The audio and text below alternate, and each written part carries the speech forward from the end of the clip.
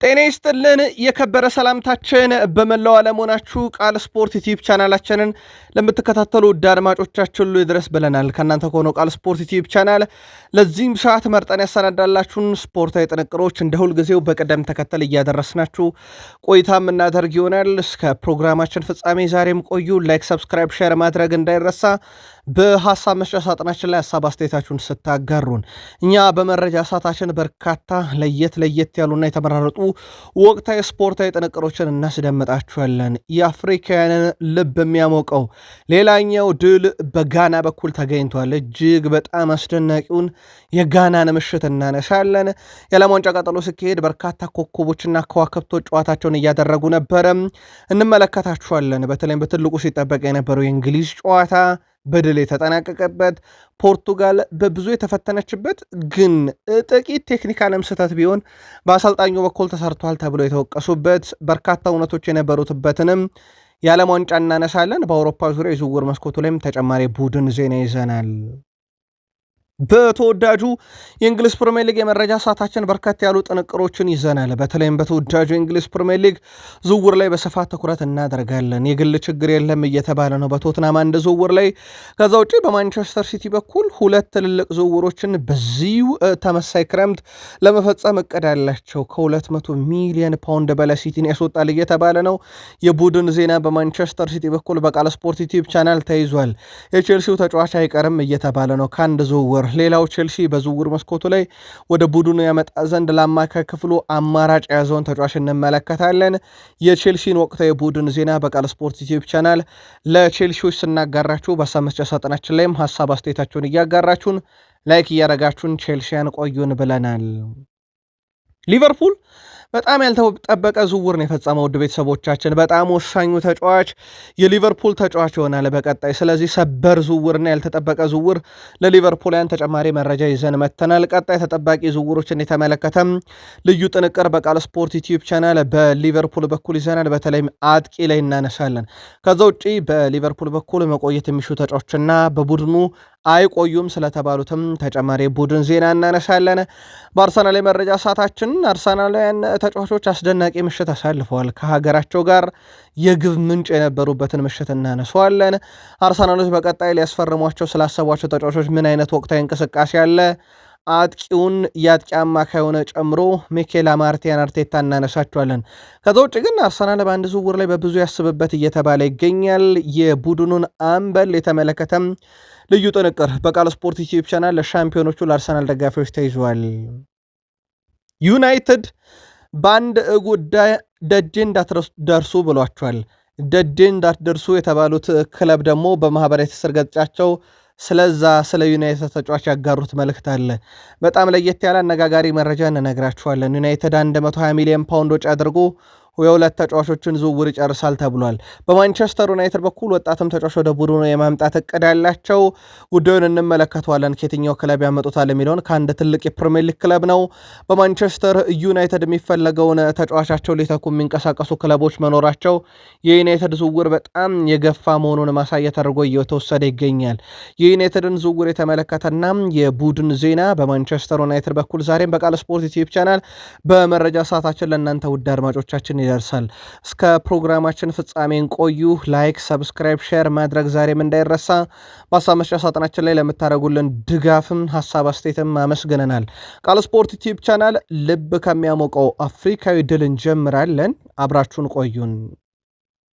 የዓለም ዋንጫ የምድቡ የመጨረሻ ጨዋታዎችን ተመለከትን። በትልቁ ሲጠበቅ የነበረው አንደኛው መርሃ ግብር የጋናና የፓናማ ጨዋታ ነበረ። ውድ የቃል ስፖርት ዩቲዩብ ቻናል ቤተሰቦቻችን በዓለም ዋንጫ በአፍሪካ ቡድን የተገኘ ሌላኛውን ድል ተመለከትን። ጋና 1-0 በሆነ ውጤት ድል አድርጋለች። 95ኛው ደቂቃ ላይ በተቆጠረች ግብ ነው ጋና ድል ያደረገችው። ካሌብ ያርኒች በጨዋታው 95ኛው ደቂቃ ላይ የጋናን ብቸኛ ድል የማድረጊያ ግብ ከመረብ አሳርፏል። በነገራችን ለውድ ቤተሰቦቻችን ካሌብ ያርኒች በጋና የ11 ዓመት ታዳጊ ያለ ወደ አካዳሚ የገባ አሁን ደግሞ ለጋና የመጀመሪያ ጨዋታውን ያደረገ ነው። በነገራችን ላይ በአርሰናል ይፈለጋል። በፕሪሚየር ሊጉ ምናልባት ልናየው እንችላለን። ከጋና አካዳሚ እስከ ዓለም ዋንጫ ግብ አስቆጣሪነት ስሙን ያሰፈረ ስሙን እንዳትረሱት ነው ያለው። በነገራችን ላይ ፋብሪዚዮ ሮማኒዮም ጋና ድሉን ተከትሎ ውድ ቤተሰቦቻችን አሁን 3 ነጥብ አላት፣ አንድ ተጨማሪ ግብ አላት፣ ሁለተኛ ደረጃ ላይ ተቀምጣለች። እዚህ ምድብ ላይ እንግሊዝ፣ ፓናማና ክሮኤሺያ እንዳሉ ይታወቃል። ቢያንስ ጋና ምርጥ ሶስተኛ እንኳን ሆኖ ቢቸግራት ምርጥ ሶስተኛ እንኳን ሆኖ ለማለፍ በጣም ወሳኝ የተባለ ድል ነው በጨዋታው ማስመዝገብ የቻለችው። ጋናውያን በጣም ምርጥ ነበሩ፣ ምንም ጥያቄ የለውም ውድ ቤተሰቦቻችን በጨዋታው ላይ። ከዛ ውጭ ውድ ቤተሰቦቻችን የጋና ብሔራዊ ቡድን ተጫዋች የሆነው የማንቸስተር ሲቲው ኮከብ አንቶኒዮ ሴሜኔ የጨዋታውም ኮከብ ተብሎ እንደዚሁ የተመረጠበት ነበረ። በአጠቃላይ ለአፍሪካውያን ሌላኛው ድል ጋናያን መጥቷል። በእርግጥ አይቮሪ ኮስትም ድሉን ያመጣችው ቢጫ መለያ ለብሳ እንደነበረ የሚዘነጋ አይደለም። ትላንትና ጋናዎችም በቢጫ መለያ ድል ያደረጉበት ምሽት ሆኗል። እዚሁ ምድብ ላይ ሌላኛው መርሃ ግብር የነበረው የእንግሊዝና የክሮኤሺያ ጨዋታ ነበረ። በትልቁ የሚጠበቅ መርሃ ግብር ነበረ። ጨዋታው ለተመልካች አዝናኝ ነበር። ምናልባት በዓለም ዋንጫ ካየናቸው የመጀመሪያ የምድብ ጨዋታዎች በሁለት ቡድኖች መካከል የነበረ ጠንካራ ፉክክር፣ የግብ ምልልሶች የነበሩበት ጨዋታ አንደኛው ነበረ። እንግሊዝ በሃሪኬን በፍጹም ቅጣት ምት 12ኛው ደቂቃ ላይ መሪ ሆነች። ከዛ በኋላ በ36ኛው ደቂቃ ላይ ባትሩን አቻ ደረጋት ክሮኤሺያን። መልሶ 42ኛው ደቂቃ ላይ ሃሪኬን አስቆጠረ። ከዛ መልሶ ሙሳ 45ኛው ደቂቃ ተጠናቆ በጨማሪ 5ኛው ደቂቃ ላይ ክሮኤሺያን አቻ አድርጎ 2-2 በሆናቸው ውጤት ረፍት ወጡ። ከረፍት እንደተመለሱ ግን ጁድ ቤሊንግሃም 47ኛው ደቂቃ ላይ፣ ማርከስ ራሽፈርድ 85ኛው ደቂቃ ላይ 2 ግቦችን አከሉና ጨዋታውን እንግሊዝ 4-2 በሆነ ውጤት ድል በማድረግ ጀምራለች። የምድቡ ቀጣይ ጨዋታ እንግሊዝ ከጋና፣ ክሮኤሺያ ከፓናማ ጋር እንደዚሁ ጨዋታቸውን የሚያከናውን ይሆናል። ጨዋታውን ምናልባት በኦፕታ ቁጥራዊ መረጃ እናጠናክረው። እንግሊዝ 4-2 አሸነፈች። እንግሊዝ ግብ የማስቆጠር ንጻሪያ 2.8 ነበር። ኦልሞስት 3 ግብ ከጨዋታው ታገኝ ነበር፣ ግን ተጨማሪ 1 ግብ አስቆጥራለች። 4-2 ነው ያሸነፈችው። ክሮኤሺያ 0.71 ነው። ኦልሞስት 1 ግብ ቢሆን ተጨማሪ 1 ግብ አግኝታለች እንደማለት ነው። በሙከራ ደረጃ ብናይ እንግሊዝ 22 ሙከራ፣ ክሮኤሺያ 10 ብቻ። እንግሊዝ ከ22ቱ ሙከራ 11 ኢላማውን ሲጠብቅላት፣ የክሮኤሺያ 5 ብቻ ነው። እንግሊዝ 52 በመቶ የኳስ ብልጫ ነበረ፣ ክሮኤሺያ 48 በመቶ የኳስ ብልጫ ነበራት። በአጠቃላይ በቁጥራዊ መመዘኛ ካየነው ጨዋታውን እንግሊዝ በጣም የተሻለ እንቅስቃሴ ያደረገችበት ጨዋታ ነበረ ማለት ይቻላል። የምድቡን የመጀመሪያ ጨዋታ ድል ስታደረግ ምድቡንም በአንደኝነት ተመራ ዘንድ የነበራት እንቅስቃሴ የሚገባትም ይመስላል። ሃሪኬን 12ኛ የዓለም ዋንጫ ጨዋታውን ነው ትላንትና ያደረገው። 10ኛ ግቡ ላይ ደረሰ። ውድ ቃል ስፖርት ዩቲዩብ ቻናል ቤተሰቦቻችን ሃሪኬን አሁን ለእንግሊዝ ያስቆጠረው ግብ ኔማር ለብራዚል ብሔራዊ ቡድን ካስቆጠረው ግብ ይልቃል። በእንግሊዝ ብሔራዊ ቡድንም ውድ ቤተሰቦቻችን ከተከታዩ በ27 ግቦች ይልቃል። በርካታ ግቦችን በማስቆጠር ማለት ነው ለብሔራዊ ቡድን። ያ ብቻ አይደለም ውድ ቤተሰቦቻችን፣ ሃሪኬን አሁን በዓለም ዋንጫ በርካታ ግብ ለእንግሊዝ ካለው ጋሪ ሊንከር እኩል ሆኗል። ጋሪ ሊንከር አሁን ውዱ እንግሊዛዊ የስፖርት ጋዜጠኛ ነው። ሃሪኬን ደግሞ በርካታ ግብ በዓለም ዋንጫ ያስቆጠረን ሪከርድ ትላንትና ተጋርቶታል። ስለዚህ ሃሪኬን በቀጣይም 1 ግብ የሚያስቆጥር ከሆነ በዓለም ዋንጫ ለእንግሊዝ ብሔራዊ ቡድን በርካታ ግብ ያስቆጠረው ተጫዋች ሃሪኬን መሆን ይችላል። ሃሪኬን በጀርመን ቡንደስሊጋ ከባየር ሙኒክ ጋር በጣም አስደናቂ የውድድር ዓመታትን ካሳለፈ በኋላ አሁንም በእንግሊዝ በጣም አስደናቂ ብቃቱን እያሳየ ነው። ሃሪኬን ዘንድሮ ከሀገሩ ጋር ምን ያህል ርቀት ይሄዳል የሚለው ደግሞ ምናልባት የባሎን ዶር ምሽት እጩ ሊያደርገውም ይችላል። ጁድ ቤሊንግሃም አሁን ላይ ከዴቪድ ቤካምም ከፖል ስኮልስም ከፍራንክ ጄምስ ላምፓርድም በላይ ለእንግሊዝ ብሔራዊ ቡድን በእነኚህ የውድድሮች ላይ 4ኛ ግቡን ደርሷል። በቶርናመንቶች ላይ ወይ በአውሮፓ ዋንጫ ወይ በኔሽንስ ሊግ ወይ በዓለም ዋንጫ እንደማለት ነው። ትላንትና ግብ አስቆጥሯል። ቶማስ ቱሄል በእነዚህ ጊዜያት በጁድ ላይ መተማመን እችላለሁ፣ ክሮኤሺያ ጫና አድርገው መጫወትን ይወዳሉ፣ ለዚህም ቤሊንግሃምን መርጫለሁ፣ ሞርጋን ሮጀርስ 100% መጀመር የሚገባው ስለሆነ እንደማይጀምር መንገር ለእኔ በጣም ከባድ ነበረ፣ ግን ለእንደዚህ አይነት ጫና ስለሚጠቅመኝ ነው ያስገባውት ሲሉ፣ ከዛ ውጭ ደግሞ ቶማስ ቱሄል ምቾት እየተሰማው ስላልነበረ ዴክላን ራይስን ቀይሬ ያስወጥቸዋለሁ ብሏል። ዴክላን ራይስ ለሀገሩ ባለፉት 10 ጨዋታ 7ኛ ግብ ተሳትፎን አድርጓል። ጉዳቱ በዛን ያክል ከባድ የሚባል አይደለም፣ ግን ጫና ነበረበት ሲሉ ወይም ምቾት አልተሰማውም ሲሉ ተደምጠዋል። እንግሊዝ ይህን ምድብ በሁለት ተጨማሪ ግቦቿ ምክንያት በ3 ነጥብ ተመራዋለች። ጋና በተመሳሳይ 3 ነጥብ አንድ የግብ ድርሻ ይዛ ወይም አንድ ግብ ተጨማሪ ይዛ በሁለተኛ ደረጃ ላይ ተቀምጣለች። ፓናማ በ0 ነጥብና በአንድ የግብ ዕዳ ሶስተኛ ደረጃ፣ ክሮኤሽያ በ0 ነጥብና በሁለት የግብ ዕዳ አራተኛ ደረጃ ላይ ተቀምጠዋል። ከዚህ ምድብ ውድ ቤተሰቦቻችን የምድቡ ሁለተኛ ጨዋታን እንግሊዝ ከጋና የሚያገናኝ ይሆናል። በጣም ትልቅ ጨዋታ ይሆናል። ምናልባትም ከሁለት አንዳቸው ለማለፍ ድሉ ያስፈልጋቸዋልና በጣም ትልቅ ጨዋታ የምናይበት ሊሆን ይችላል።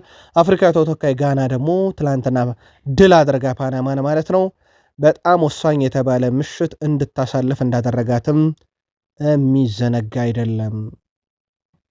ፖርቱጋል ከዲሞክራቲክ ሪፐብሊክ ኦፍ ኮንጎ ያደረገችውን የመጀመሪያ ዓለም ዋንጫ ጨዋታውን 1-1 በሆናቸው ውጤት አጠናቃለች።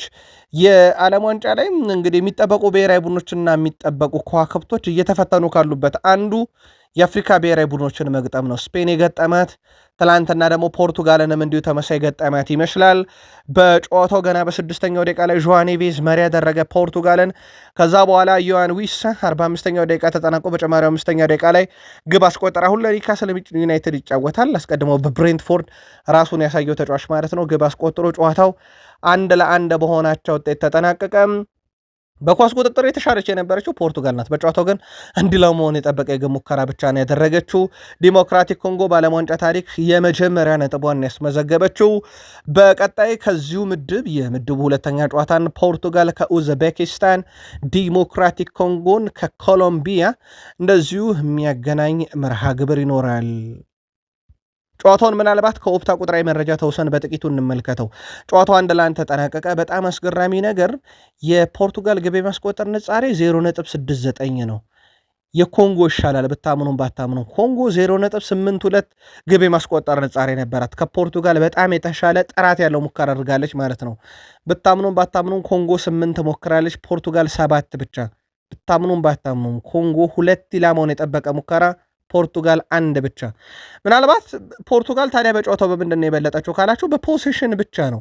75 በመቶ ፖርቱጋል ኳስ ተቆጣጥራለች፣ ኮንጎ 25 በመቶ ብቻ ኳስ ተቆጣጥራለች እና ፖርቱጋል አንድ ብልጫ ነበራት። ምናልባትም አንድን ጨዋታ ለማሸነፍ ይሄ ብልጫ በቂ አይደለም፣ የኳስ ቁጥጥር ብልጫ። ምክንያቱም በሙከራ ተበልጠዋል። በኢላማውን የጠበቀ ሙከራ ፖርቱጋል ተበልጣለች።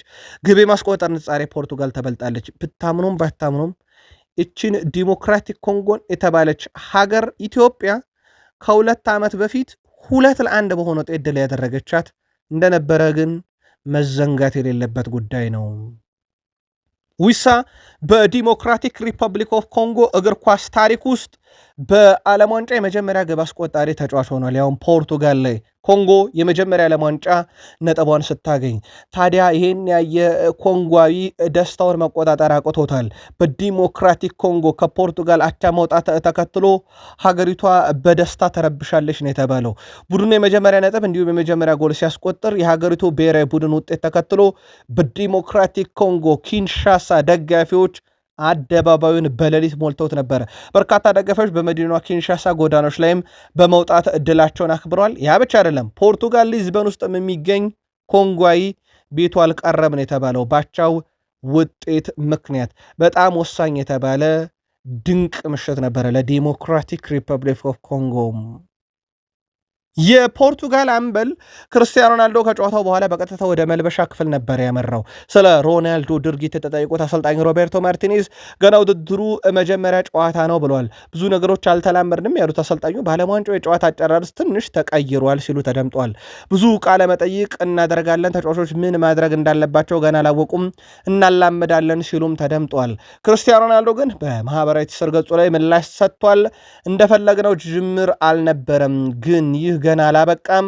ራሳችንን ከፍ አድርገን ቀጣዩ ጨዋታ ላይ ማተኮር አለብን ብሏል። የዓለም ዋንጫው ረጅም ውድድር ነው እና ፖርቱጋል አሁንም ሁሉንም ነገር በእጇ ይዛለች ሲል ተደምጧል። ክርስቲያኖ ሮናልዶ ማለት ትላንትና በ41 ዓመት ከ132 ቀን በዓለም ዋንጫ የተጫወተ እግር ኳስ ተጫዋች ነው። ከግብ ጠባቂ ውጪ በዓለም ዋንጫው አንጋፋው ተጫዋች መሆን ችሏል። ግን ሮናልዶ ከግብ በብዙ የራቀ ያለበትም ሁኔታ ተመልክተናል። በተለይ ክርስቲያኖ ሮናልዶ እነኚህ በቶርናመንቶች ላይ ባለፉት 10 ጨዋታ ግብ አላስቆጠረም። በ2022 የካታር የዓለም ዋንጫ በ4 ተከታታይ ጨዋታ ግብ አላስቆጠረም ነበረ። ከዛ በአውሮፓ ዋንጫ በተከታታይ በነበሩት ወደ 5 ጨዋታ ላይ ግብ አላስቆጠረም። ትላንትና ደግሞ ኮንጎ ላይ ግብ አላስቆጠርም እና ባለፉት 10 የመጨረሻ ቶርናመንቶች ላይ ግብ አላስቆጠርም። ክርስቲያኖ ሮናልዶ ግብ ካስቆጠረም ኦልሞስት በጣም ረጅም ጊዜ ሆኖታል በቶርናመንቶች ላይ። ግን ከዚህ ጋር በተያዘ እሳቸው ሮቤርቶ ዲዘርቢ ክርስቲያኖ ሮናልዶ እስካሁን ያደረገውን ነገር ማንም ሰው ሊያደርገው ሊደግመው የማይችል ተጫዋች ሲሉ ከተጫዋቻቸው ጎን መቆማቸውን አረጋግጠዋል። በእርግጥ በቀጣይ እድል አላት ፖርቱጋል ከኡዝቤኪስታን እና ከኮሎምቢያ ነው ጨዋታ የምታደርገው። ምናልባት በፖርቱጋል ደረጃ ፈተና ሊገጥማት ይችላል ተብሎ የሚታሰበው ከኮሎምቢያ ጋር እንደሆነ ይታወቃል። ምንም ጥያቄ የለውም። ከዛ ውጪ በክርስቲያኖ ሮናልዶ በኩልም ለቀጣዩ ጨዋታ 100% ዝግጁ ነው። እሱ በጣም ስፔሻል የማይተካም ብለውታል አሰልጣኝ ሮቤርቶ ማርቲኔዝ። የጨዋታው ኮከብ ዦአቬን ኔቬዝ ነበረ። ውድ ቤተሰቦቻችን ምናልባት አንዳንድ የተነሱ ቅሬታዎችን ግን እናንሳ አሰልጣኙ ላይ። የመጀመሪያው ነገር የጨዋታ ፍልስፍናቸው ላይ ሜዳ ላይ ይዘዋቸው የገቡ ተጫዋቾች ናቸው። ለአብነት ያክል በዚህ ውድድር ዘመን በ33 ጨዋታ 33 ጎል አስተዋጽኦ የነበረው ዦዋ ፍሌክስ በጨዋታው ምንም የመጫወቻ ደቂቃን አልሰጡትም። እሳቸው በጣም አነጋጋሪው የነበረው የእሳቸው ሂደት ነው። ምክንያቱም ጨዋታው ጥቅጥቅ ብሎ በሚከላከለው ዴሞክራቲክ ኮንጎ እና በጣም ፖሰስ በሚያደርገው ፖርቱጋል መሃል ነው። የፖርቱጋል ፖሰሽን የነበረው አብዛኛው በመሃል ሜዳና በራሳቸው የሜዳ ክፍል ላይ ነው። በሶስተኛ የሜዳ ክፍል ላይ ደግሞ ፖሰስ ለማድረግ ይሄ ወይ ኳሱን ለማንሸራሸር እድል የሰጠው ኮንጎ አልነበረም። ለዚህ ጨዋታ ደግሞ እንደ ዦዋ ፍሌክስ ያለ ከኳስ ጋር ምቾት ያለው ተጫዋች መጠቀም አለመቻላቸው ብዙ አስወቅሷቸዋል። ለማንኛውም በዓለም ዋንጫ ታሪክ ፖርቱጋል ሶስተኛዋ ጨዋታ ነው ያለ ድል ስትጀምር 2010 ከኮት ዲቫር 0-0፣ 2018 ከስፔን 3-3፣ ትላንትና ከኮንጎ 1-1 አጠናቀቁ። በዓለም ዋንጫ እንግዲህ ምናልባትም የመጀመሪያ ጨዋታቸውን ድል ሳያደርጉ ዋንጫ የበሉ 3 አጋጣሚዎች ነበሩ ብሔራዊ ቡድኖች። ፖርቱጋልስ የሚለው በቀጣይ ይጠበቃል። የፖርቱጋል እግር ኳስ ፌዴሬሽን የዲየጎ ጆታን ቤተሰቦች ለዓለም ዋንጫ ወደ አሜሪካ መጋበዛቸው ተገልጿል። ይህንም ተከትሎ የዲየጎ ጆታ ቤተሰቦች ትላንትና ፖርቱጋል ከኮንጎ ጨዋታ ስቴዲየም ተገኝተው ነበረ። የዲየጎ ጆታ ቤተሰቦች ትላንትና ብሔራዊ ቡድኑ ሉካን ጋር በፌዴሬሽን ፕሬዚዳንት አቀባበል እንደተደረገላቸውም ተነግሯል። በአቀባበሉ ወቅት ከሀገሪቱ ስፖርት ሚኒስቴር እና በአሜሪካ የፖርቱጋል አምባሳደር ጋርም ውይይት ተደርጓል የተባለው ዲየጎ ጆታ ከአንድ ዓመት በፊት ከወንድሙ ጋር በመኪና አደጋ ህይወቱ ማለፉ የሚዘነጋ አይደለም። ጆታ ለፖርቱጋል ብሔራዊ ቡድን 14 ጎሎችን አስቆጥሯል። የመጨረሻው ጨዋታ ለፖርቱጋል ያደረገው በዩኤፋ ኔሽንስ ሊግ ነበረ። ፖርቱጋልም የዋንጫ ባለቤት እንደነበረች የሚዘነጋ አይደለም። ትላንትና ፖርቱጋል ልጇን አስባለች። የዓለም ዋንጫ የየምድቡ ሁለተኛ ጨዋታዎች ደግሞ ከዛሬ ጀምሮ ይካሄዳሉ። ምሽት 1 ሰዓት ሲል ቼክ ሪፐብሊክ ከደቡብ አፍሪካ፣ ምሽት 4 ሰዓት ሲል ስዊዘርላንድ ከቦስኒያ ሄርዘጎቪና፣ ከሌሊቱ 7 ሰዓት ሲል ካናዳ ከካታር አዘጋጁ ሀገር ጨዋታ ታደርጋለች። ከዛ ከሌሊቱ 10 ሰዓት ሲል ሌላኛው አዘጋጅ ሀገር ሜክሲኮ ከደቡብ ኮሪያ ጋር ጨዋታቸውን የሚያከናውኑ ይሆናል። ምናልባት በኢትዮጵያን ደረጃ የሚጠበቅ ትልቅ ጨዋታ አለ ተብሎ ባይታሰብም ምናልባት ከአፍሪካ ይዘት አንጻር ዛሬ ደቡብ አፍሪካ ከቼክ ሪፐብሊክ የሚያደርጉ ጨዋታ ከምሽቱ 1 ሰዓት ጀምሮ ጨዋታ ይደረጋል። ለመመልከት በጣም ምቹ ሰዓት ከሚባለው ነው። እግር ኳስ ለሚያዝናናቸውም ስዊዘርላንድ ከቦስኒያ የሚያደርጉ ጨዋታ ከምሽቱ 4 ሰዓት ጀምሮ ይደረጋል። ይህም ጨዋታ ለተመልካች በአንጻራዊነት በጣም ምቹ የሚባለውም ሰዓት ነው። ጥቂት መረጃዎችን ዓለም ዋንጫ ላይ ቆይታ እናደርሳችሁ። የኮት ዲቫር ብሔራዊ ቡድን አጥቂ ኤሊዮ ዊሃ ከዓለም ዋንጫ በፊት እስር ቤት ገብቶ እንደነበረ ተረጋግጧል። ተጫዋቹ ከስፖርት ውርርድ ጋር በተያያዘ በተገኘ መረጃም እንግዲህ ከመጀመሩ 2 ሳምንት በፊት ወደ እስር ቤት ሄዶ እንደነበረ ተረጋግጧል። በዓለም ዋንጫው እየተሳተፈ የሚገኘው የ3 ዓመቱ የኒስ ተጫዋች ዋሂ በምርመራ ሂደት ላይ እንደተገመገመም ወይም እንደታየም ተገልጿል። ተጫዋቹ በጨዋታ ማጭበርበር የተጠረጠረው ክለቡ በሊጉ የመጨረሻ ጨዋታ ከሜት ሲጫወት እንደነበረም ተዘግቧል። ተጫዋቹ በጨዋታ ሆን ብሎ የማስጠንቀቂያ ካርድ አይቷል የሚል ምርመራ ምን የተከፈተበት ተብሏል።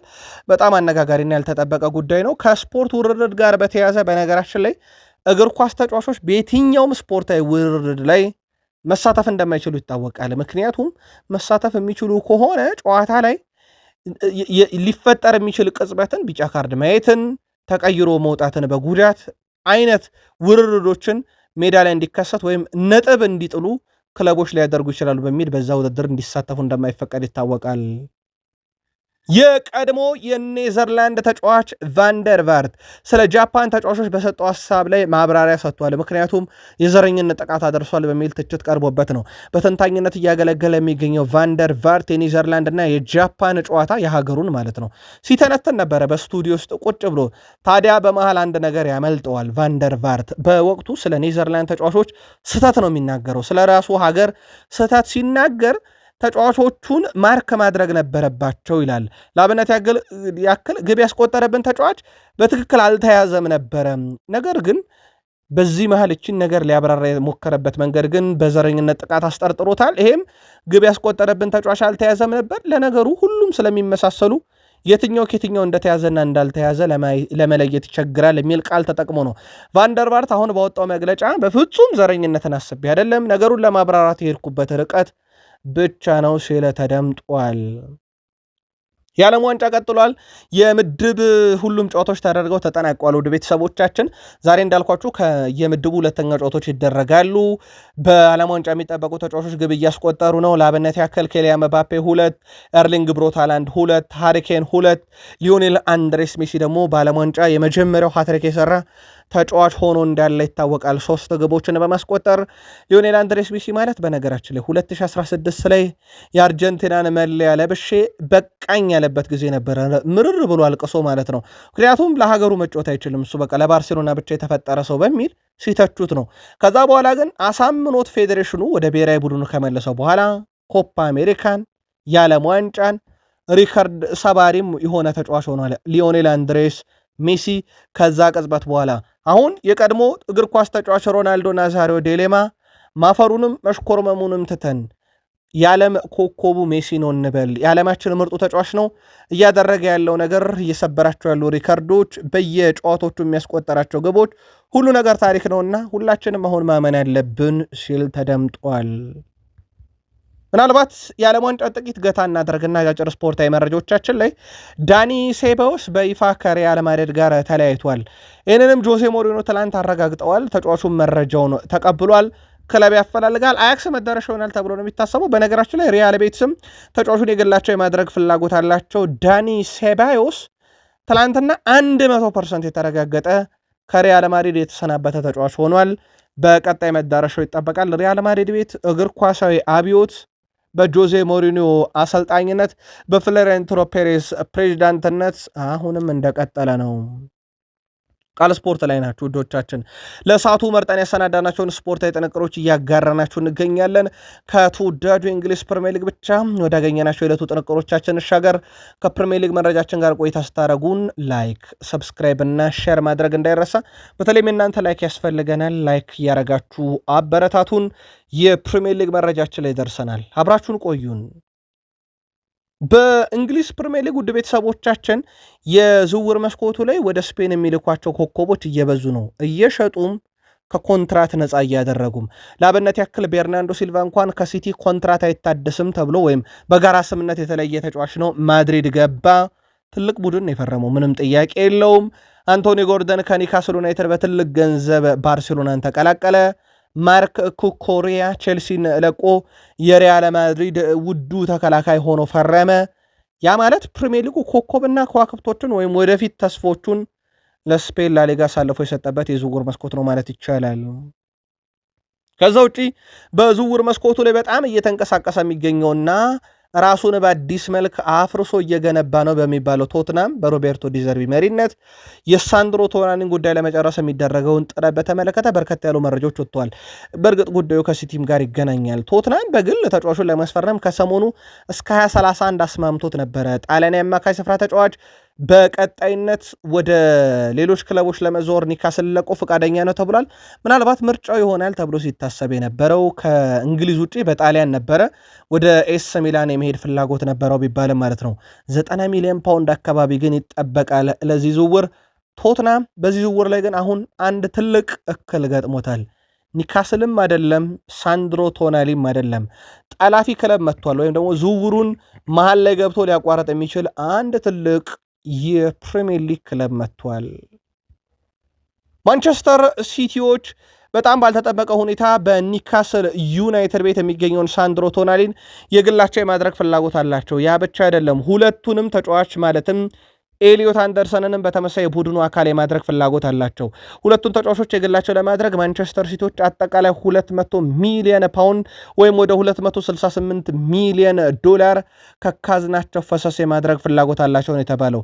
ሲቲዎች በርካታ ተጫዋቾችን በአማካኝ ስፍራ ላይ ይዘው ነበረ። ኤንዞ ማሬስካም በፕሪሚየር ሊጉ ያላቸውን ልምድ ተጠቅመው ቡድኑን ከፔፕ ጋርዲዮላ ተረክበው ወደ ተሻለ ደረጃ ያሸጋግሩላቸው ዘንድ ተጫዋች ለማስፈረም አሁን ላይ 200 ሚሊዮን ፓውንድ ወጪ አድርገው ቶናሊን ከኒካስል ዩናይትድ ኤሊዮት አንደርሰንን ደግሞ ከኖቲንጋም ፎረስት ለማምጣት የሚደረገው ጥረት ተጠናክሮ ቀጥሏል። ምናልባት የትኛው ይሳካለታል ሲቲ ወይንስ እንደፈለጉት ሁለቱንም በ200 ሚሊዮን ፓውንድ የግላቸው ያደርጋሉ የሚለው በቀጣይ በሲቲ ቤት በትልቁ የሚጠበቀው ዝውውር ሆኗል። በማንቸስተር ሲቲ ቤት ረጅም ጊዜን ካሳለፈ የራሱን አስደናቂ ገድሎች ከጻፈ በኋላ በርናንዶ ሲልቫ በነፃ ሪያል ማድሪድ እንደተቀላቀለ ይታወቃል። አንድ ነገር ደግሞ ታስታውሳላችሁ ውድ ቤተሰቦቻችን፣ ሻምፒዮንስ ሊግ ግማሽ ፍጻሜ፣ ጥሎ ማለፍ፣ ሩብ ፍጻሜ በመጣ ቁጥር እጣው ሲወጣ ማድሪድን ከሲቲ ያገናኛል። በርናንዶ ሲልቫ የቀድሞ ክለቡን ሲቲን ለመግጠም ሩቅ ጊዜ መጠበቅ ያለበት አይመስልም እያሉ ነው በርካቶች። በእርግጠኝነት በሻምፒዮንስ ሊግ በአንደኛው የጥሎ ማለፍ ጨዋታ ላይ ወይ በጥሎ ማለፍ በ16ቱ ወይ በግማሽ ፍጻሜ ወይ በሩብ ፍጻሜ መገናኘታቸው አይቀርምና በዚህ ሂደት ውስጥ ምናልባትም በርናንዶ ሲልቫ ከቀድሞ ጓዶቹ ጋር በጥቂት ጊዜ ውስጥ ይፋለማል ተብሎ ይታሰባል። በነገራችን ላይ ኤርሊንግ ብሮት ሃላንድም በእርግጠኝነት በቅርቡ በአንድ የጥሎ ማለፍ ጨዋታ ላይ እንገናኛለን ብሎታል። በእርግጥ ሲቲ ጋር በሰላማዊ መንገድ የተለያየ ተጫዋች እንደሆነ የሚዘነጋ አይደለም። ሪያል ማድሪድ ፍላጎቱ አሁንም ፕሪሚየር ሊግ ላይ አልቆመም። ማንፈቶ ለቀቀብን ይሉ ዘንድ የቃል ስፖርት ዩቲዩብ ቻናል ጥቂት ቤተሰቦቻችን የማይባሉት የሪያል ማድሪድ ኢላማ አሁንም ቼልሲ ቤት አለ። ከቼልሲ ኤንዞ ፈርናንዴዝን የመውሰድ እቅዳቸውን ሙሉ ለሙሉ አልሰረዙትም። አማራጮችን ብቻ እያዩ ነው። ከዛ ውጭ ቡድኑን በአዲስ መልክ በማጠናከር ሂደት ላይ ተከላካዮችን የዓለም ኮከብ የተባሉትን ሁሉ እያሰባሰበ የሚገኘው ሪያል ማድሪድ ፊቱን ወደ አማካኝ ስፍራ ሲያዞር ከበርካታ አማራጮቹ አንዱ አሁንም ኤንዞ ፈርናንዴዝ ነው ተብሏል። በግሉ ኤንዞ ፈርናንዴዝ ለሪያል ማድሪድ መጫወት መፈለጉ ለሪያል ማድሪድ ዝውውሩን ሊያቀል ከሚችልበት መንገድ አንዱ ሲሆን፣ ቼልሲ ግን ከዚህ ዝውውር በትንሹ 120 ሚሊዮን ፓውንድ አካባቢ ይፈልጋልና ቀላል የሚባል ዝውውር አይደለም ለሪያል ማድሪድ በገንዘብ ደረጃ ደግሞ ከተመለከት ነው ማለት ነው። ኤንዞ ፈርናንዴዝ ልቡ ከሸፈተ የሰነበተና የቆየ የቼልሲ ደጋፊዎችና ሌጀንዶችም የእሱን ነገር ትተን እያሉ እንደሆነ የሚዘነጋ አይደለም። በአማካይ ክፍሉ ላይ ራሳቸውን ያጠናክራሉ ቼልሲዎች። በእርግጥ የኤንዞ ፈርናንዴስ ስንብት ብቻ ሳይሆን ቡድኑን በአዲስ መልኩም የማዋቀርና የማደራጀት ኃላፊነትን የወሰዱት አሰልጣኝ ዣቪ አሎንሶ በርካታ አማራጮችን እየተመለከቱ ይገኛሉ። በእርግጥ አብዛኛው ስራ ከሚዲያ ተከልሎ እየተሰራ ነው ቢባልም ለቼልሲ ቅርበት ያላቸው ምንጮች ግን የሞሮካዊ ተጫዋች ነገር በትልቁ ቼልሲን ቤት ተይዟል በስፋት ቡዋዲን ዝውውር በተመለከተ ማለት ነው። በሞሮኮ በጣም አስደናቂ ጊዜን እያሳለፈ ይገኛል። በሊል ነው ዓመቱን ያሳለፈው። በአርሰናል፣ በሊቨርፑል፣ በፒኤስጂ፣ በባየር ሙኒክ ስሙን ያገኘ ነው። የ18 ዓመቱ ቡዋዲ በሊል ቤት ባደረገው እንቅስቃሴ ጨምሮ የቼልሲም ኢላማ ሆኗል። በተለይ ደግሞ ኤንዞ ፈርናንዴዝ ዝውውር እውን ሆኖ ወደ ሪያል ማድሪድ የሚያቀና ከሆነ በፈጠራ ችሎታው ከፍ ያለውን የአማካይ ስፍራ ተጫዋች ቼልሲዎች ለማምጣት የሚያደርጉት ጥረት በትልቁ ሲጠበቅ አሁን በቼልሲ ዝርዝር ውስጥም ያለ ተጫዋች ሆነዋል። አዲሱ የቼልሲ አሰልጣኝ ዣቪ አሎንሶም የመጀመሪያ ልምምዳቸውን በኮብሃም በዛው ማለት ነው በዓለም ዋንጫ ጥሪ ባልተደረገላቸው ተጫዋቾች ይጀምራሉ ተብሏል። ክለቡ አጠቃላይ በቀድሞ ውድድር ዝግጅት ጉዞ ከማድረጉ በፊት ግን ተጫዋቾችን አስፈርሞ ዝርዝሩን ይዞ ነው ወደዛ የሚያቀነው። ስለዚህ ምን ያህል ተጫዋቾችን ይኖሩታል በቡድን ውስጥ የዣቪ አሎንሶ የእንግሊዝ ውጭ ጉዞ የሚለው በዝውውር መስኮቱ ላይ ይወሰናል። በቀጣዮቹ ሳምንታትም በዝውውር ጉዳይ ላይ በተለይም ወደ ቡድኑ የሚመጡ ከቡድኑ የሚሰናበቱ ተጫዋቾች ላይ እልባት ይሰጣሉ ተብሎ ይታሰባል። ጁላይ 24 አካባቢ ነው የመጀመሪያ ጉዟቸውን ቼልሲዎች ያደርጋሉ ተብሎ የሚታሰበው። በቅድመ ውድድር ዝግጅት በዣቪ አሎንሶ ቡድን ውስጥ እነማን ይካተታሉ እነማን አይካተቱ የሚለው ያኔ ሞር የሚታወቅ ይሆናል። እስከዛ ግን ቼልሲ በዝውውር መስኮቱ ላይ እነማንን ያመጣል እንዳለ ሆኖ ምን ያህሉን ይቀንሳል ከቡድኑ የሚለው ይጠበቃል። ቼልሲ በሚቀጥለው የውድድር ዓመት የትኛውም የአውሮፓ መድረክ ተሳታፊ አለመሆኑ እና በርካታ ተጫዋቾችን በስብስብ ውስጥ መያዙን ተከትሎ በርካታ የሚሰናበቱ ተጫዋቾችን በዚህ ክረምት ይጠበቃሉ። ገሚሶቹ በትልቅ ሽያጭ፣ ገሚሶቹ በውሰት፣ ገሚሶቹ ደግሞ በነፃ ኮንትራታቸውንም አቋርጠው ክለቡን ይለቃሉ። መረጃው ዴይሊ ሜል ነው። ሊቨርፑል በጣም ያልተጠበቀ ዝውውር ነው የፈጸመው። ትላንትና ሊቨርፑል አንድ ሰርፕራይዝ የሆነ ዝውውር ሊኖረው ይችላል ብለን ነበር። አንደኛው ሲጠበቅ የነበረው የዳርዊን ኑኔዝ ነው። ዛሬ ግን ሊቨርፑል እውነተኛውን ሰርፕራይዝ አስመልክቶናል፣ ወይም ድንገቴ ፈንጠዝያ በሉት። ሊቨርፑል ብታምኑም ባታምኑም ከኒካስል አፍ ቪክተር ሙኒዝን ነጥቋል። ኒካስል ዩናይትድ ቪክተር ሙኒዝን ለማስፈረም ከኦሳሱና ሁሉንም ነገር ጨርሶ ነበረ። የቀረው ነገር የሕክምና ምርመራውን ማድረግ ነበረ ተጫዋቹን። ነገር ግን ሊቨርፑሎች ዝውውሩን በመሃል ገብተው ነጥቀዋል። ሊቨርፑል በቀጣይ ስፔናዊን የፊት መስመር አጥቂ ወይም የክንፍ አጥቂ ቪክተር ሙኒዝን ከኦሳሱና በ40 ሚሊዮን ዩሮ ወይም በ34.6 ሚሊዮን ፓውንድ የግላቸው ለማድረግ ከስምነት ደርሰዋል። ኒካስል ዩናይትድ የ2 ዓመቱን ተጫዋች ለማስፈረም ከጫፍ ደርሶ የነበረ ቢሆንም ሊቨርፑሎች በስተመጨረሻም ድንገት ገብተው ዝውውሩን ፈጽመውታል።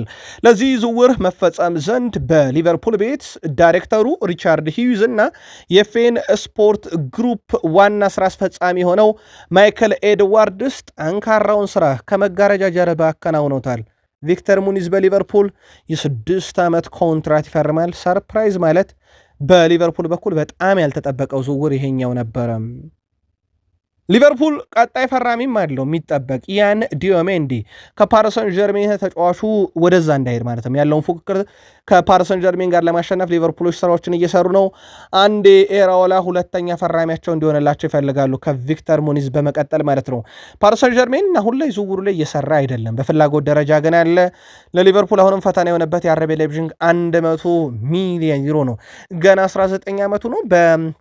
ዓለም ዋንጫ አይቮሪ ኮስት ድል ባደረገችበት ጨዋታ ላይ በደንብ ራሱን ያሳየው ተጫዋች ነው። ያን ዲዮሜንዲ አሁንም የሊቨርፑል ቁጥር 1 ኢላማ ሆኗል በዛ ቦታ ላይ። በሊቨርፑል በኩል በቀጣይ የሚጠበቀው ትልቁ ዝውውር አሁንም ስራዎች እየተሰሩበት ነው። ትልቁ ችግር ግን ከአረቤ ላይፕዚግ ጋር አሁንም የ100 ሚሊዮን ዩሮ ዝውውር ሂሳቡ ነው። ሊቨርፑል አሁንም የብራድሌ ባርኮላንም ጉዳይ አልተወም።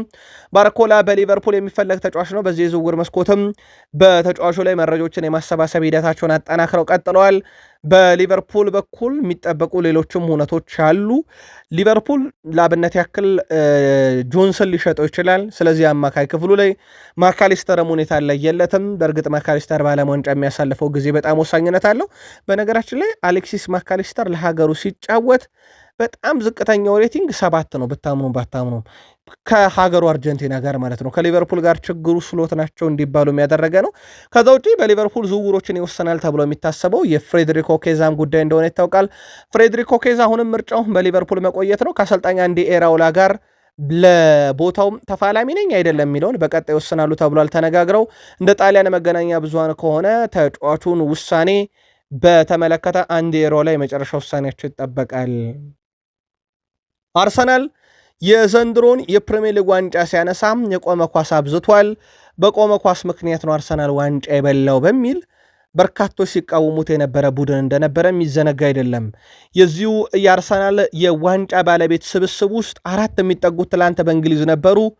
የእንግሊዝ ብሔራዊ ቡድን ትላንትና ድል ሲያደርግ እነኚህ የቆሙ ኳሶች በጣም አስፈላጊ ነበሩ። የእንግሊዝ 2 ግቦችን ተመልክተናል። የአርሰናል ተጫዋቾች በቆመ ኳስ የተሳተፉበት ማለት ነውና ትላንትና እንግሊዝ ውስጥ ሆኖ ዩናይትድን፣ እንግሊዝ ውስጥ ሆኖ ሊቨርፑልን፣ እንግሊዝ ውስጥ ሆኖ ሲቲን፣ እንግሊዝ ውስጥ ሆኖ ቶትናምንም ቼልሲንም ሲደግፍ የነበረ በጋራ በእነኚህ በቆሙ ኳሶች በተነሱ ግቦች ፈንጥዟል፣ ጨፍሯል። እንግሊዝ በዓለም ዋንጫ የምድብ ጨዋታም ክሮሻን 4-2 ባሸነፈችበት ጨዋታ ላይ ዴክላን ራይስ እና ቡካዮ ሳካ አሲስት፣ ኑኖ ማድዌኬ ለግብነት የተቀየረችው ፍጹም ቅጣት ምት መገኛ ነበረ። ማዱኬ በነገራችን ላይ በጨዋታውም ላይ ቁልፍ ኳሶችን በማቀበል የሚስተካከለው አልነበረም።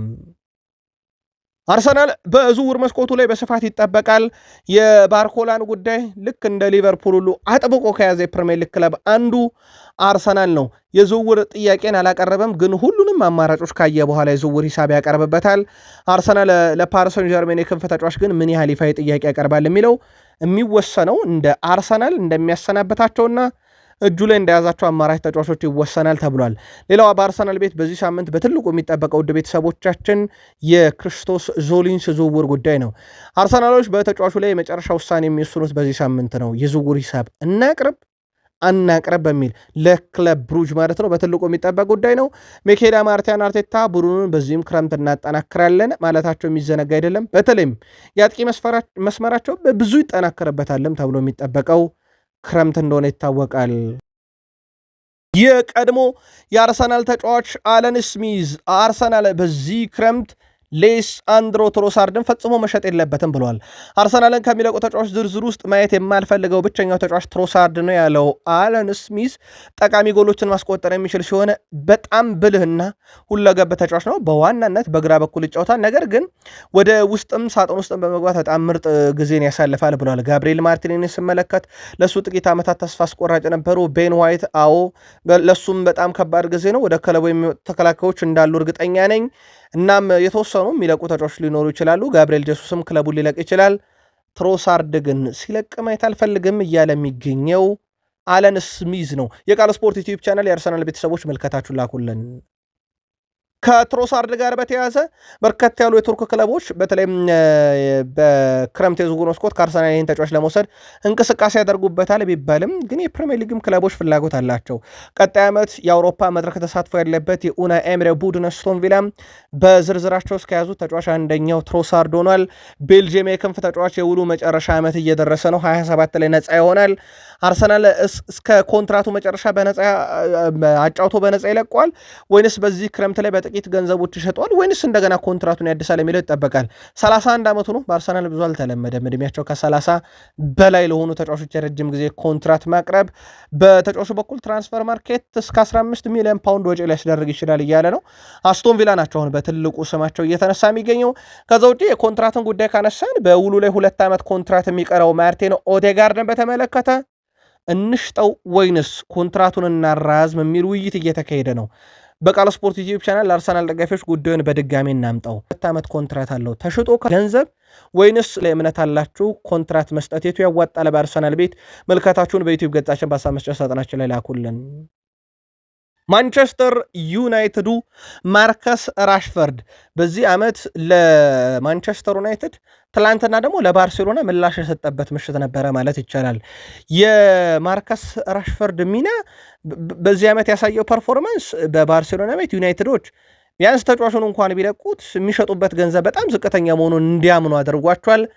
ትላንትና ለአንቶኒ ጎርደን 80 ሚሊዮን ፓውንድ በላይ የከፈለው ባርሴሎና ደግሞ እንዴት በ26 ሚሊዮን ፓውንድ ራሽፈርድን ተወው የሚያስብል ምሽት ነበረ። ትላንትና አንቶኒ ጎርደን 72 ደቂቃ ተጫወተ። 17 ኳስን የነካው ጎል የለም። ተቀይሮ የገባው ማርከስ ራሽፈርድ ነበረ። 18 ደቂቃ ሜዳ ላይ ያሳለፈ መደበኛውን 12 ኳስ ነካ። በጣም ቆንጆ የምትባል አንድ ግብ ከመረብ አዋህዷል። ማርከስ ራሽፈርድ 2024 የእንግሊዝ ብሔራዊ ቡድን የአውሮፓ ዋንጫ ቡድን ውስጥ መካተት አልቻለም ነበረ። ከ2 ዓመት በኋላ ግን ዓለም ሁሉ በሚያዩና የዓለም ሀገራት በሚወከሉበት ውድድር ላይ ሀገሩን እንግሊዝን ወክሎ ትላንትና ግብ ያስቆጠረበት ነበረ። በጣም አስገራሚ ነገር ባርሴሎና ወዲያው ያደረጉት ነገር ነው። በማህበራዊ ትስስር ገጻቸው ጎርደን የራሳቸው ልጅ ነው፣ ምንም ጥርጥር የለውም። የራሽፈርድንም ስም ጽፏል። ምናልባት የቀድሞ ተጫዋቻቸው ወይንስ ተስፋ አልቆረጡበት የሚያስብል ነው። 4-2 እንግሊዝ ስታሸንፍ እነኚህ ተጫዋቾች ምርጥ ነበሩ ብለው በኦፊሻል ገጻቸው ላይ ለጥፈዋል። ከዚህ ጋር በተያያዘ የማርከስ ራሽፈርድ ፍላጎት አሁንም ወደ ባርሴሎና መመለስ እንደሆነ ይታወቃል። ባርሴሎና ደግሞ በዝውውሩ ላይ የተዘጋ ነገር የለም ከዩናይትድ ጋር እንደራደራለን ብለው እየጠበቁ ነው። ዩናይትድ ግን በማርከስ ራሽፈርድ ጉዳይ ላይ ከዚህ በኋላ በውሰት ውል ከባርሴሎና ጋር የመነጋገር የመደራደር ፍላጎት የለኝም፣ ራሽፈርድ አሁን ላይ ካሪንግተን ያለ ተጫዋች ነው ብሏልና ከዚህ በኋላ የትኛውንም የውሰት ውል ከባርሴሎና ጋር አልደራደርም፣ ደጀ እንዳደርሱ ብሏል። በዚህ ጉዳይ ላይ ልክ እንደ ሲቲ ልክ እንደ ሊቨርፑል ለእናንተ በየትኛውም ገንዘብ አይሸጥም እንደተባሉት ሁሉ ማለት ነው። ማንቸስተር ዩናይትድ በክረምት የዝውውር መስኮት ዌስትሃም ላይ ትኩረት እንዳደረገ ይታወቃል። አሁን ላይ ማንቸስተር ዩናይትድ ማቲያስ ፈርናንዴዝ እና ሰመርቪልን ሁለቱንም ለማስኮብለል ዩናይትድ ሂሳብ ያቀርባል። ዩናይትድ ለሁለቱ ተጫዋቾች ለዌስትሃም ዩናይትድ ያቀርባል የተባለው ገንዘብ ደግሞ ለዌስትሃም ዩናይትድ በጣም አስፈላጊ ገንዘብ ነው። ያውም ዌስትሃም ካለበት የፋይናንስ ችግር አንጻር ለሁለቱ ተጫዋች ማንቸስተር ዩናይትድ አጠቃላይ 120 ሚሊዮን ፓውንድ አካባቢ ለማቅረብ ፍላጎት አለው ተብሏል። ማንቸስተር ዩናይትድ ሁለቱንም ለማስፈረም ዌስትሃም ዩናይትድ ይቀበላሉ የሚለው በትልቁ ይጠበቃል። ምክንያቱም ዌስትሃም ዩናይትድ ለማቲያስ ፈርናንዴዝ ብቻ 80 ሚሊዮን ፓውንድ አካባቢ ይፈልጋል። ለሰመርቪል ከ60 ሚሊዮን ፓውንድ በላይ ይፈልጋል። በአጠቃላይ እነኚህን ሁለት ዝውውሮች ለመፈጸም ማንቸስተር ዩናይትድ ደግሞ 120 ሚሊዮን ፓውንድ ያስፈልገዋል። በሁለቱ ክለቦች መካከል የሚደረገው ድርድር በቀጣይ በትልቁ ይጠበቃል። ዩናይትድ 120 ሚሊዮን ፓውንድ ወጪው ግን ምናልባትም አሁን ላይ ለአንድ ተጫዋች ለኤሊዮት አንደርሰን ሲቲ የተጠየቀው በላይ ነውና በታች ነውና ለዩናይትድ በጣም አዋጭ ዝውውር ሊሆን ይችላል ከተሳካላቸው። ከዛ ውጪ በማንቸስተር ዩናይትድ በኩል የሚጠበቁ ዝውውሮች አሉ። ለአብነት ያክል በማንቸስተር ዩናይትድ በኩል ወጣት ተጫዋቾችን ለማምጣት በሚደረገው ጥረት እንግሊዛዊን የሊቨርፑል ከ16 ዓመት በታች አጥቂ ቪንሰንት ጆሴፍን በቀጣይነት ለማስፈረም ፍላጎት አላቸው ማንቸስተር ዩናይትዶች። ሊቨርፑል ቤት ነው ያደገው። ያው ዩናይትዶች ለዚህ ተጫዋች ዝውውሩን ሲፈጽሙ ለሊቨርፑል የካሳ ክፍያ መክፈላቸው አይቀርም። እንግሊዛዊ ተጫዋችም ዩናይትድን መርጧል እየተባለ ነው። በጣም ተስፋ የተጣለበት ታዳጊ ተጫዋችም ነው። ኒካስሎች ወደ ገበያ ወጥተዋል። ይሄ አንዳች የሚነግረው ነገር አለ ለዩናይትድ ዝውውር። ማክፓይሶች በማንቸስተር ዩናይትድ ጨምሮ በበርካታ ክለቦች የሚፈለገውን ሊስ ሆልን ለመተካት ነው ወደ ገበያ የወጡት። ሆል በዘንድሮ የውድድር ዓመት በክለቡ የመቆየት እድሉ በጣም አነስተኛ መሆኑን ተረጋግጧል። በዘንድሮ የውድድር ዓመት ማንቸስተር ዩናይትድ በግራ ተመላላሽ ቦታ ላይ ተጫዋች ለማምጣት በቁጥር አንድነት ከያዘው ኢላማ ውስጥ እንደሆነ ይታወቃል። ፓትሪክ ዶርጉ በማንቸስተር ዩናይትድ ቤት ቀጣዩ የግራ ክንፍ አጥቂ እንጂ የግራ ክንፍ ተከላካይ ሆኖ የመጫወቱ ነገር ዝቅ ማለቱና ሉክሾን የሚያግዝ የረጅም ጊዜ ተተኪ መፈለጉ በዩናይትድ በኩል ሉዊስ ላይ ትኩረት እንዲያደርጉ እንዳስገደዳቸው ይታወቃል። ሌሎችም አማራጮች እንዳሉ ይታወቃል። አንቶኒ ሮቢንሰን የፉላሙ ተከላካይ ማለት ነው። ቁጥር አንድ ምርጫቸው ግን አሁንም ሉዊስ ነው። በማንቸስተር ዩናይትድ በኩል ዝውውሩ ለመፈጸም የሚደረጉ ጥረቶች እንዳሉ ሆኖ ኒካስል ወደ ገበያ መውጣቱ ግን ዝውውሩ ላይ ዩናይትድ ምን ያህል ገፍቶ እንደሄደ ማሳያ ነው። በዩናይትድ በኩል ማይክል ካሪክ ቡድኑን ለቀጣይ ውድድር ዓመት በብዙ መንገድ እያዘጋጀ ነው ብለዋል። እሳቸው በተለይም ባለፈው ዓመት ቡድኑ የተሻሻለበትን መንገድ ሊያጠናክሩ የሚችሉ ተጫዋቾችን በዚህም ክረምት እናመጣለን ብለዋል። ባለፈው ከ17 ጨዋታ እሳቸው ከመሩት 12ቱን አሸንፈዋል። በተለያዩ ጉዳዮች ቡድኑ ውጣውረድ ውስጥ ነበረ ብለው ያነሱት ማይክል ካሪክም ያን ውጣውረድ በጥሩ ሁኔታ ተወጥተነዋል ብለዋል። ባለፈው የመጨረሻው የሲዝኑ ሁለተኛ አጋማሽ ላይ እሳቸው ቡድኑን ከያዙት በኋላ 3ኛ ደረጃም ይዞ አጠናቋል። ዩናይትድ የተሻሻለበት መንገድ ፍጹም አስደናቂ ነው። እሳቸው ግን ያንን መሻሻላችንን የሚያጠናክር ለዋንጫ የሚያፎካክረን በጣም ጠንካራ ስብስብ በቀጣይ ዓመት እንዲኖረን ስለምንፈልግ አዳዲስ ተጫዋቾችን ወደ ቡድኑ እናመጣለን ሲሉ ትናንትናም ዳግም ተደምጠዋል። ዩናይትድ ቤት የሚጠበቁ ዝውውሮች አሉ። የማንቸስተር ዩናይትድ የመጀመሪያ ፈራሚ የብራዚላዊ አታላንታ ይደርሰን ነው። ቀጣዩ ማን ይሆናል የሚለው ይጠበቃል። ማቲያስ ፈርናንዴስ፣ ሰመርቪል አሁን ላይ በትልቁ ስማቸው ዩናይትድ ቤት ያለና የሚጠበቁ ናቸው። ብሩኖ ፈርናንዴዝ ለፖርቱጋል ትላንትና ጨዋታ አረገ። በቋሚነት የጀመረበት ጨዋታ ነበረ። ያው ትላንትና ፖርቱጋል በአሰልጣኙ ብዙ የታክቲካል ችግር ነበረ ተብለው በታሙበትና ይሄ ጨዋታው ድሪብለር ሲፈልግ እሳቸው ፓሰር ያበዙበት ይሄ ኳስ አቀባይ የበዛበት ነው። ብሩኖ ኳስ አቀባይ፣ ቪታኒያ ኳስ አቀባይ፣ ዦዋ ኔቬስ ኳስ አቀባይ። ከዛ በኋላም የተጠቀሟቸው የተጫዋች ስብጥሮች በሙሉ ከኳስ ጋር ይሄ ኳስ የማቀበል ችሎታ እንጂ ድሪብል አድርጎ የማለፍ ችግር ነበረባቸው በተባለበት ላይ ብሩኖ ፈርናንዴዝ ደግሞ ሞር የጥልቅ አማካይ ሆኖ የፈጠራ እድሉ በጣም ዝቅ ያለበት ነበረ።